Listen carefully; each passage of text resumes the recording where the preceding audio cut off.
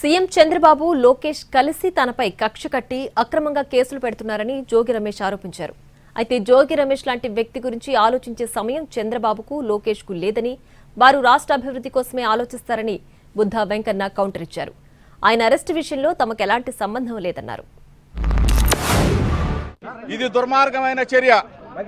నా భార్య బిడ్డల సాక్షిగా ప్రమాణం చేసి చెప్పాను. కనకదుర్గ అమ్మవారి దగ్గరికి తీసుకెళ్లాను, ప్రమాణం చేశాను.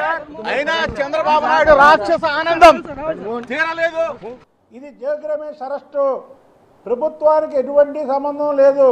ఇది చంద్రబాబు నాయుడు గారు, లోకేష్ బాబు గారు కక్ష అని ఒక వారం రోజులుగా జోగి రమేష్ అతని స్థాయి పెంచుకోవడానికి చంద్రబాబు గారు, లోకేష్ గారి పేర్లు వాడుతున్నాడు. నీలాంటి వాళ్ళ కోసం ఆలోచించే టైము, తీరిక వాళ్ళకి లేదు. ఈ రాష్ట్రాన్ని అభివృద్ధి పదంలో ఎలా నడిపించాలని అహర్నిశలో కష్టపడుతున్న వాళ్ళు చంద్రబాబు గారు, లోకేష్ బాబు గారు. ఇప్పుడు జోగి రమేష్ని తీసుకెళ్లారు. జోగి రమేష్ వెళ్తే చెప్తే ఏం చెప్తాడు?